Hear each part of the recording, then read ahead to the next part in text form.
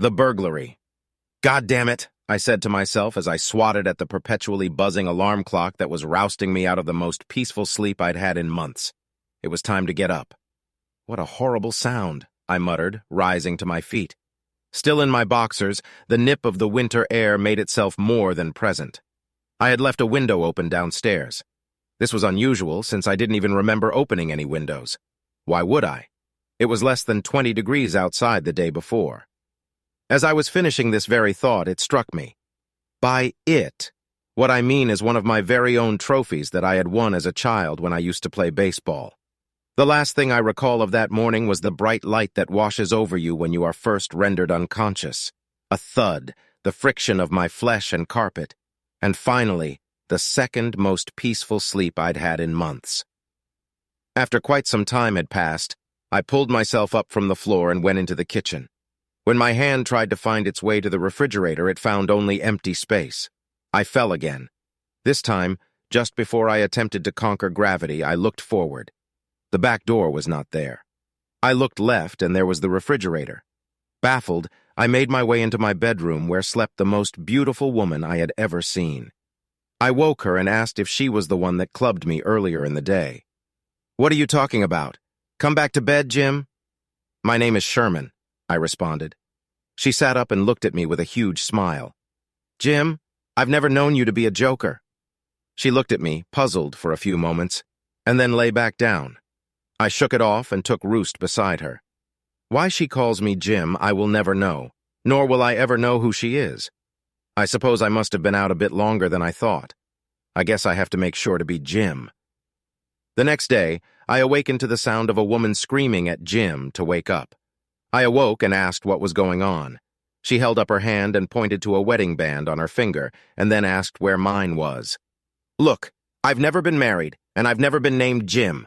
I don't know who you are, whose house this is, today's date, nor apparently my own name. Can you please just leave me alone and let me try to figure this out?" With this, the strange woman started to cry. She tried to mutter something, screaming at the end, but to the human ear it was just a mixture of tear-choked, snot-muffled grunts and moans. She stormed out of the room, the house, my life.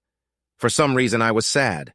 I had no idea who she was, but she was obviously crazy. I mean, to club an innocent man, drag him back to your house, put him in your floor, and try to convince him that the two of you are married, that takes a different sort altogether.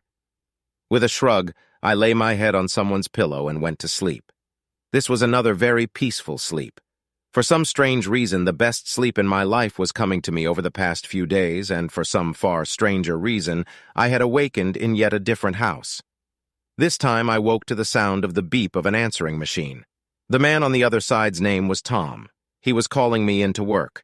Since I have no idea who I'm supposed to be today, I didn't have the first clue where the office was supposed to be. Since the angry man had left no number in which to reach him, I would have to await yet another call. I moved into the kitchen to find it full of soy bacon, soy steaks, chicken-friendly chicken, and all sorts of other abominations of the great food chain. Whoever I am today, I have the strangest tastes in foods. Sweet Jesus, this was weird. I took a few strips of the bacon out of the package and fried them up.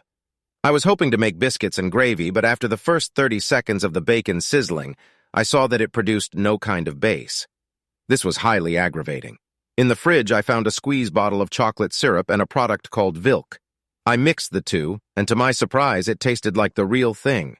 I thought the bacon would be the same way, but I was horribly wrong. After my overly heart-smart breakfast, I decided to put on the television. Just my luck. Nothing on. Well, perhaps I should check the mail. Maybe that'll tell me who I am, I thought. Went to the front door, opened it, and there was a hallway. I was in an apartment. With a shrug, I went downstairs, collected the mail, went back upstairs, and saw that every single envelope in my hand simply read, "Resident." Wonderful. I figured this to be the best time for a nap. I dozed off on the couch watching some fitness guru on a strange-looking ski machine. When I awakened, I was back home, the window still open, the TV missing, the dining room emptied of all plates and glasses, and my front door kicked open. I remembered wishing that they had just used the window again. 2 weeks later, I saw on the news that the bank robbers had been caught. I wiped a bead of sweat from off of my brow. The man said that all except for $28,000 had been recovered. Just then, my doorbell rang. An officer of the law was outside. He had come to return to me my television set and all the stolen dishes. The guys that had stolen them tried to use them to hide their bank loot. If we hadn't caught them, then a lot of checks would have bounced, the cop said. With this, he tipped his hat and was on his way. After about 10 minutes of thinking, I went to my room, opened my nightstand, and withdrew my Bible. I turned to a page about 1/3 of the way through. My money was still there.